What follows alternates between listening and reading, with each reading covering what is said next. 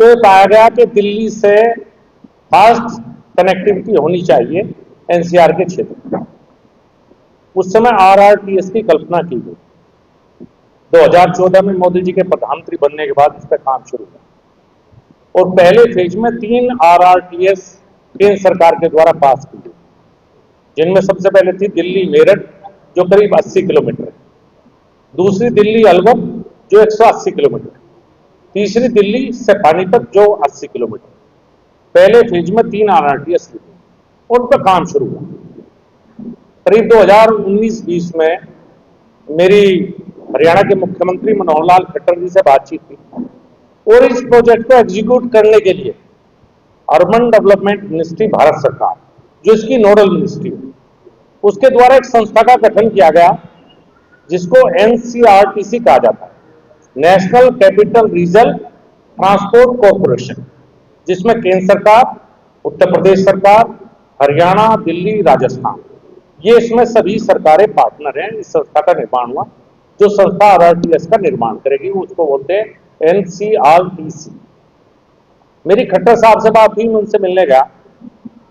मेरी उनसे बातचीत हुई कि इसको पानीपत से बढ़ा के आप करनाल तक कर लीजिए, क्योंकि पहले मुजफ्फरनगर या करनाल एनसीआर रीजन का पार्ट नहीं था, इसलिए पहले फेज में 2014 से पहले इसकी परिकल्पना जब की गई थी कांग्रेस सरकार में। कांग्रेस सरकार में कल्पना होती थी, एग्जीक्यूशन नहीं होता था।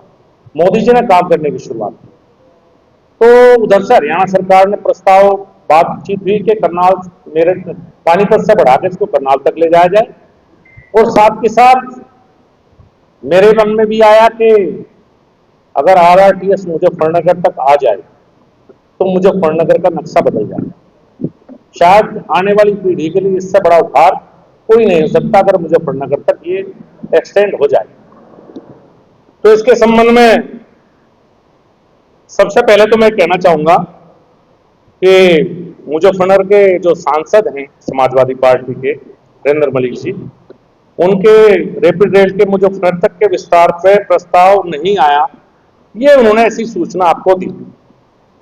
ये झूठ है, सच्चाई को छिपाया गया है, ये फेक नैरेटिव है जिससे चीजें आगे बढ़ाई जा रही है। चुनाव के दौरान भी समाजवादी पार्टी के द्वारा झूठ बोलना और बार बार झूठ बोलना ये एक बड़े हथियार रहा है। 10 साल मुजफ्फरनगर की जनता ने मुझे सांसद के रूप में काम करने का मौका दिया और ये 10 साल मुजफ्फरनगर के लिए ऐतिहासिक 10 साल। प्रदेश सरकार या केंद्र सरकार शायद इतना विकास कार्य आजादी के बाद कभी नहीं हुआ जितना 10 साल।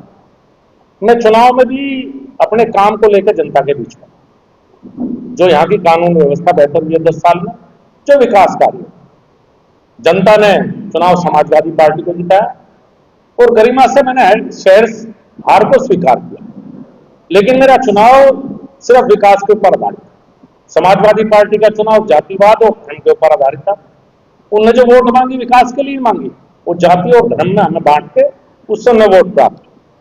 लेकिन जब सांसद बन गए तो मैंने पहले भी प्रेस कॉन्फ्रेंस में कहा कि 3-4 बड़े प्रोजेक्ट हैं जो पाइपलाइन में हैं, उनमें आरआरटीएस को मुजफ्फरनगर तक लाना, मुजफ्फरनगर में मेडिकल कॉलेज, एक नया नेशनल हाईवे मुजफ्फरनगर से गुजरना और मेरठ से दोराला से पानीपत रेल लाइन जो प्रक्रिया में है। और मैंने आपके माध्यम से कहा भी था कि अगर वर्तमान सांसद को कुछ डॉक्यूमेंट चाहिए या इनके बारे में जानकारी चाहिए तो मैं जानकारी देने के लिए तैयार हूं और हमारा पॉजिटिव सहयोग है। सांसद के रूप में प्रोजेक्ट पे आगे काम करें।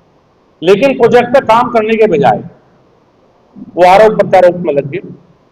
अब आरोप का जवाब देना मेरी नैतिक जिम्मेदारी है, तो मैं कुछ तथ्य आपके समक्ष लाना चाहता हूं, मैंने रिटर्न में भी आपको दिया है। सबसे पहले 13 जनवरी 2020 को आरआरटीएस को मेरठ से मुजफ्फरनगर लाने के लिए माननीय उत्तर प्रदेश के मुख्यमंत्री योगी आदित्यनाथ जी से मिले। मेरे साथ उस समय यहां से मंत्री कपिल देव अग्रवाल, उस समय भी मंत्री थे विजय कश्यप, उमेश मलिक, विक्रम सैनी और प्रमोद उग्रवाल। ये सब लोग हम साथ गए थे कि मेरठ से मुजफ्फरनगर के एक्सटेंशन का प्रस्ताव केंद्र सरकार को भेज दिया जाए।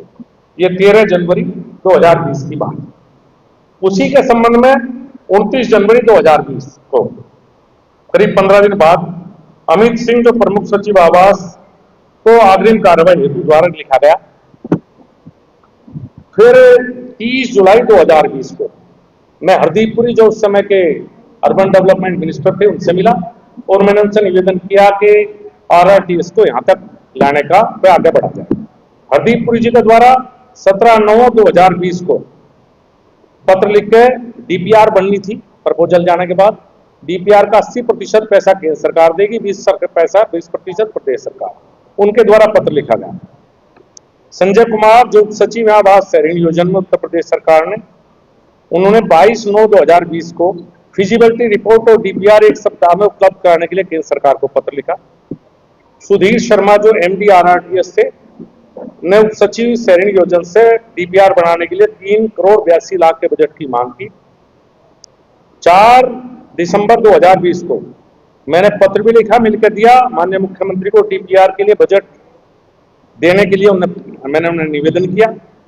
फिर 14 जनवरी 2022 को मुख्यमंत्री आदित्यनाथ से फिर मैंने कहा कि DPR के लिए नोडल एजेंसी को नियुक्त कर दी जाए। इस संबंध में माननीय मुख्यमंत्री जी के द्वारा ऑफिशियल ट्विटर हैंडल से भी जानकारी दी गई थी कि इस प्रस्ताव को मेरठ से बढ़ा के मुजफ्फरनगर तक करने के लिए केंद्र सरकार को भेज दिया गया है। वो ट्वीट भी मैंने जो मैं आपको बता रहा हूँ, ये सब पत्र साथ लगे हुए हैं, आप पढ़ेंगे तो सबको जानकारी मिल जाएगी इस पत्र की। नितिन रमेश गोकर्ण, प्रमुख सचिव उत्तर प्रदेश ने 11 जुलाई 2022 को दिल्ली गाजियाबाद मेरठ RRTS कॉरिडोर के विस्तार मुजफ्फरनगर तक किए जाने के क्रम में कार्य प्रारंभ करने के लिए संदर्भ शर्तें एवं परामर्शित शुल्क पर सहमति प्रदान करने के संबंध में RRTS को 20% शुल्क दे दिया और ये कहा कि 20% शुल्क जो दिया गया इसकी नोडल एजेंसी मुजफ्फरनगर विकास प्राधिकरण को बनाया गया। 80% पैसा केंद्र सरकार से भी इन्हीं के पास आया और 20% पैसा MDA मुजफ्फरनगर ने दिया DPR बनाने के लिए। संजय कुमार संयुक्त सचिव है जो 31/8/2022 को 20% का फिर पत्र लिख दिया। फिर उसके बाद 20 जनवरी 2023 को मुजफ्फरनगर विकास प्राधिकरण से 23,42,000 रुपए जारी करने का अनुरोध उन्होंने किया RRTS वालों ने। मुजफ्फरनगर विकास प्राधिकरण ने 9 जनवरी को बजट जारी कर दिया RRTS के लिए मुजफ्फरनगर विकास प्राधिकरण ने, और साथ ही साथ भारत सरकार ने भी उसी समय पर बजट मुजफ्फरनगर विकास प्राधिकरण को दे दिया। ये RRTS कुल 48 किलोमीटर लंबी है जो मेरठ से मुजफ्फरनगर का DPR बनी है। इसमें 7 रेलवे स्टेशन बनाने का प्रावधान रखा गया था। दोराला, सकौती, खतौली, मंसूरपुर मेडिकल कॉलेज और मुजफ्फरनगर आवास विकास और मुजफ्फरनगर चुंगी का प्रावधान 7 रेलवे स्टेशन का किया गया। ये DPR तैयार होने के बाद करीब 5 या 6 महीने पहले DPR का प्रेजेंटेशन दिल्ली में मेरे सम्मुख किया गया RRTS के अधिकारियों द्वारा। मेरे सम्मुख प्रस्ताव प्रेजेंटेशन के बाद ये लखनऊ उत्तर प्रदेश सरकार के समक्ष भी DPR का प्रेजेंटेशन हो चुका। अब ये सारे पत्र आपके साथ लगे हुए हैं। जो काम 3 साल पहले उत्तर प्रदेश सरकार भेज चुकी प्रस्ताव, इसके साथ साथ मैं एक निवेदन आप लोगों से भी करूंगा, जो छपा वो छपना चाहिए, कोई बात नहीं होता, लेकिन कम से कम अगर किसी का नाम लेकर कुछ छापा गया है तो तथ्य की जांच परख आवश्यक है। ये मीडिया के साथियों से मैं अनुरोध करूंगा आगे के लिए भविष्य के लिए। मैं एक बात और बताना चाहता हूं इसमें, इनके साथ साथ 4 सितंबर 2020 को हिंदुस्तान अखबार ने छाप दिया। 11 सितंबर 2020 को हिंदुस्तान ने फिर ये खबर छापी। 12 सितंबर 2020 को अमर उजाला ने खबर छापी कि मुख्यमंत्री ने प्रस्ताव को दिल्ली भेज दिया। 20 दिसंबर 2020 को दैनिक जागरण ने बहुत बड़ी खबर छापी कि इसके प्रस्ताव उत्तर प्रदेश से, ये मैंने जी, ये आपकी छपी हुई खबरें और जो मेरे द्वारा नहीं दी गई, जो मुख्यमंत्री के ट्वीट के बाद मीडिया ने कुछ खबरें तो लखनऊ से छपी है, ना कि यहाँ से, क्योंकि मुख्यमंत्री ने जो पत्र जारी किए जो किए वो वहां से जारी हुए। तो इसका प्रस्ताव गए हुए 3 साल हो चुके हैं। DPR पूरी बन चुकी है, DPR की प्रेजेंटेशन हो चुकी है। DPR की प्रेजेंटेशन के बाद अगला मामला यह है इसमें कि प्रदेश और केंद्र सरकार से सैद्धांतिक सहमति उत्तर प्रदेश सरकार ने इसमें 2020 में दे चुकी RRTS को मेरठ से मुजफ्फरनगर तक बढ़ाने के लिए। DPR बनने का काम पूरा हो चुका है। अब आखिरी काम है बजट एलोकेशन और काम शुरू करना। कागजी काम सारा कंप्लीट है। मैं आपके माध्यम से सांसद जी को भी ये सब पत्र भेज दूंगा जिनसे उनकी चक्षु नेत्र थोड़े से खुल जाएं, उन्हें जानकारी हो जाए। उन्हें मैं ये भी बताना चाहता हूँ, nodal ministry urban development ministry इसमें है एनसीईआरटी इसमें है। अगर वे किसी और मंत्रालय का पत्र लिए घूम रहे हैं तो कृपया ऐसा ना करें। अगर किसी बात का ज्ञान नहीं है तो किसी छोटे से पूछने में भी कभी अपमान नहीं होता। ये मैंने सिर्फ पत्र नहीं लिखे, मैंने अपने जीवन के 4 साल RRTS पर 4 साल जो आपने मुझे मौका दिया था मेहनत की। पत्र लिखने से और संसद में बात उठाने से कभी कोई काम नहीं होता। काम के लिए मेहनत करनी पड़ती है। अधिकारियों से, नेताओं से, मुख्यमंत्री से, मंत्रियों से लगातार जाकर संपर्क रखे और जो ताकत आपने दी उस ताकत के बल पे RRTS का प्रोजेक्ट यहाँ तक पहुंचा है। तो मैं उनसे अनुरोध करूंगा इस प्रोजेक्ट पे DPR बनने के बाद जो फाइनल काम है कृपया वे इसमें आगे बढ़ावें और हमारा सहयोग दें। अब आरोप प्रत्यारोप बंद करें। 4 बार विधायक इस जनपद ने उन्हें चुना है, 1 बार राज्यसभा में लिए और अब सांसद आपने चुना है मुजफ्फरनगर से। ये 6 योजना उन्हें आपने दी है। इन 6 योजना का एक बड़ा काम वो बताएं कि सांसद और विधायक निधि से अलग हटके विकास के लिए, डेवलपमेंट के लिए मुजफ्फरनगर जनपद में क्या किया। 3 बार उनके पुत्र विधायक, तीसरी बार विधायक हैं। दोनों मिलकर एक बड़ा काम बताएं। दोनों मिलकर जो मुजफ्फरनगर की जनता ने इतना मौका दिया, मैं अपने कामों की लिस्ट बहुत गिना सकता हूं, आपको पता है। कम से कम वे भी गिने। मैं चुनाव के पहले से वे बड़े हैं मेरे से। चुनाव से पूर्व भी आरोप प्रत्यारोप करते रहे, मैंने बचने का प्रयास किया। मैंने कहा विकास की राजनीति करते, आरोप प्रत्यारोप की नहीं करते। लेकिन उनके द्वारा विकास की राजनीति नहीं की गई, आरोप प्रत्यारोप की राजनीति शुरू हुई। सांसद बनने के बाद या तो जमीन के मामलों में पड़ते रहे कि रेलवे स्टेशन के सामने जमीन है उसमें होटल बनवाने में लगे रहे, कि वक्फ बोर्ड की जमीन है होटल बने, गेट के ही है तो गेट बनवाने में लगे रहे, या मेरे ऊपर आरोप लगाने में। अरे भैया आप सांसद हैं, अब आप काम कीजिए। आपको जनता ने काम के लिए चुना है, तो मैं चाहता हूं कि मुजफ्फरनगर के विकास के लिए काम करें और अपना 30 साल जो जनप्रतिनिधि के तौर पर मुजफ्फरनगर की जनता ने दिया उसका हिसाब किताब भी सामने रखें। मैं खुले तौर पर करूँ, एक बड़ा काम, एक नया हाईवे, एक कोई बड़ी सड़क, एक कोई बड़ा काम, एक अपना बड़ा काम गिनाएं। झूठ की राजनीति ना करें, झूठ के पैर नहीं होते। एक बार उन्होंने भ्रम पैदा कर दिया मुजफ्फरनगर में, उन्हें मुबारक हो, आगे विकास की राजनीति चलेगी। और मुझे पूरी उम्मीद है कि यहाँ जनपद की मीडिया का इसमें मुझे पूरा सहयोग मिलेगा। ये 4 प्रोजेक्ट मुजफ्फरनगर के लिए बहुत RRTS इतनी महत्वपूर्ण है। मेरठ से साहिबाद चली है, आप इससे पूछ के देखिए कितना आनंद RRTS का है। इस समय मेरठ के लोगों को साहिबाबाद जाना। मेरी इच्छा थी कि मुजफ्फरनगर से चलें, जनता ने मौका नहीं दिया, कोई बात नहीं, 5 साल वे करें, नहीं 5 साल बाद जनता जब दोबारा मौका देगी तो फिर हम करके दिखा देंगे, हम करके दिखाएंगे। हम 5 साल का आरोप नहीं लगाएंगे 5 साल क्या हुआ क्या नहीं हुआ। जनता ने मुझे 10 साल दिए, मैं हमेशा जनता के बीच में रहा, विकास के कार्य की। तो मेरा निवेदन है सबको एक कागज से तथ्यात्मक जानकारी मैंने दी है। कृपया करके निवेदन यह है कि झूठी खबर जितनी बड़ी छपी थी, कम से कम सच्ची खबर उससे 4 गुनी बड़ी आपके माध्यम से जनता के बीच में जाए, मेरा अनुरोध है। आपको कोई सवाल करना है तो आप कर सकते हैं। नहीं मैंने नहीं करी, ये तो पार्टी का काम है। अगर जनता पार्टी और जनता, पार्टी छूट गया था, पार्टी भी कह दें।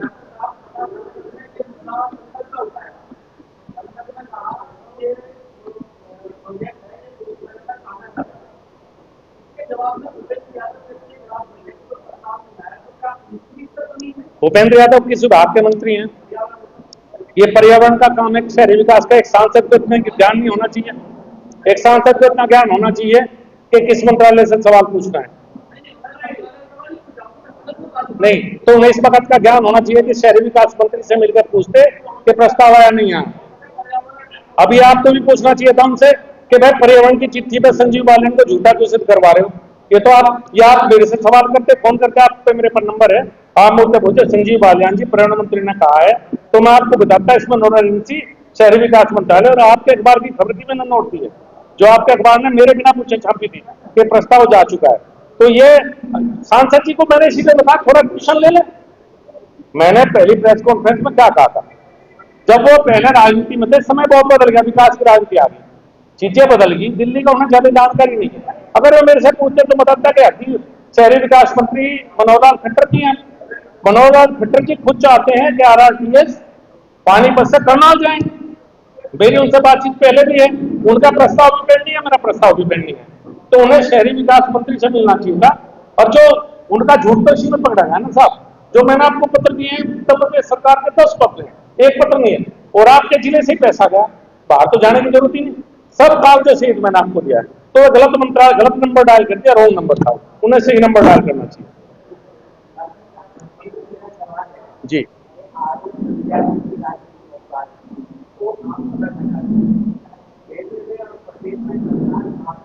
जी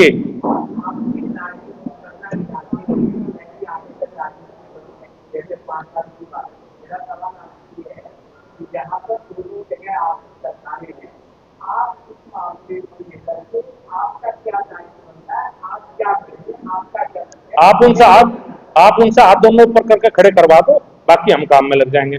लेकिन संजीव बालियान काम करें और श्रेय को और ले, इस चीज को क्लियर आप उनसे भी कर लेना कि हाथ खड़े कर दो, अगर नहीं बस में तो हम काम करेंगे। मेरा सवाल आपको ये है कि लेकिन मुजफ्फरनगर में सरकार पिता और पुत्र की है, विधायक भी वही है, सांसद भी हुई है। फिर वो सांसद विधायक क्यों बने हैं? अगर कम से कम मिले तो जाके।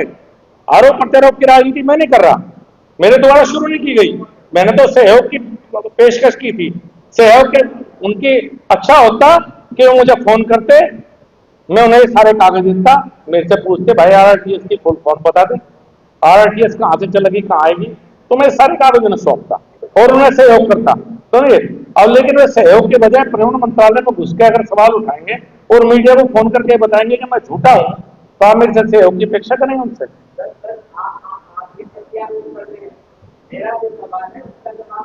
मैं अभी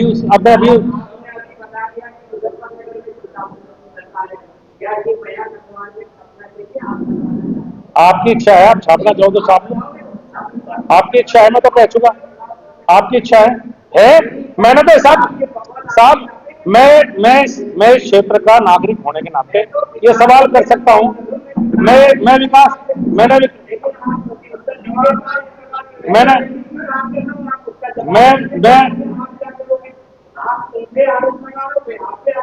मैं तो जो जहां साहब ये विकास है मेरा, मैं यहां तक ले आया। सुनिए, यहां से आगे ले जाने की जिम्मेदारी मेरी जनता नहीं थी, यहां से आगे ले जाने की जिम्मेदारी मेरी है, खरा है नहीं। यहां मैंने सुने आरोप मैं करूंगा नहीं, मेरे नहीं, सुनिए, जनता ने मुझे काम अब नहीं दिया, जनता ने चुने हुए जनप्रतिनिधि का काम है, अब चुने हुए जनप्रतिनिधि इस काम को करें।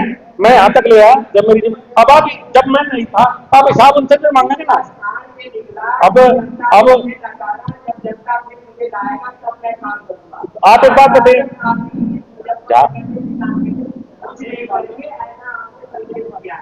हाँ साहब एक बात सुनिए, जब मैं सांसद नहीं यहां से चुना हुआ, पहले आप बात सुनिए। अब मैं आपको कहूँ आप लाइए, आप लाएंगे नहीं ना। क्यों चुनते हैं हम सांसद? तो विकास के लिए चुनते हैं ना, जो चुना जाता है उसे ही करना चाहिए काम, ये सच है।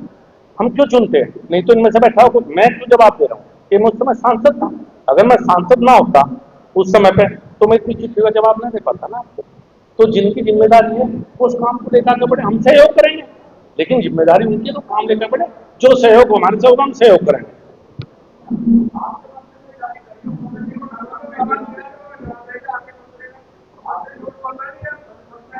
अब ये तो आप कागज पढ़ के खुद अंदाजा लगा लीजिए कौन झूठ बोल रहा है या कि सरकार नहीं।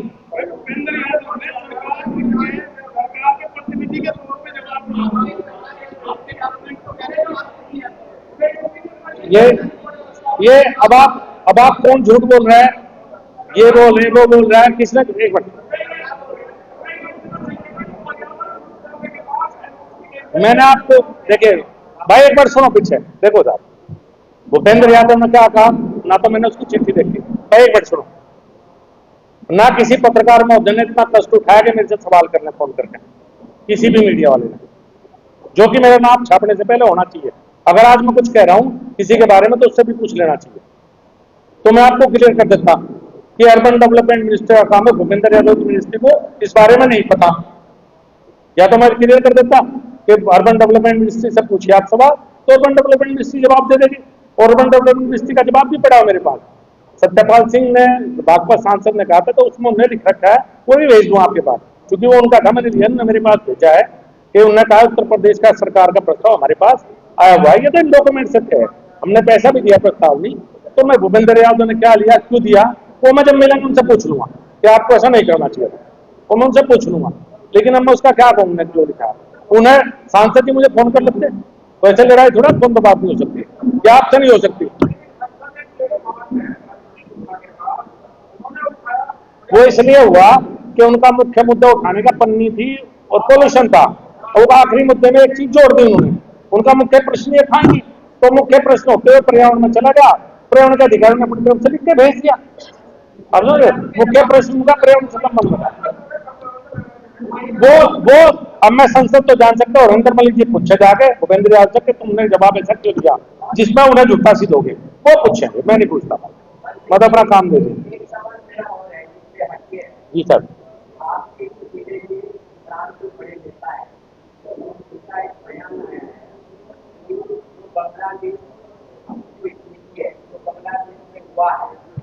यहाँ भी हो सकता है और अगर हम 25 साल चले जाएंगे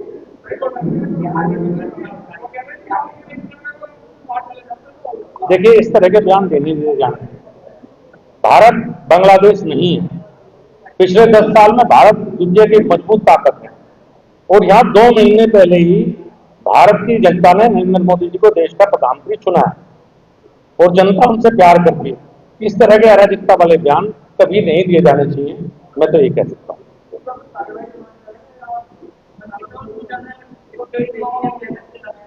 चलो वो उनकी इच्छा है, वो उनकी इच्छा है। नहीं मैंने तो कहा गलत है, इस तरह के बयान नहीं दिए जाने। एक मिनट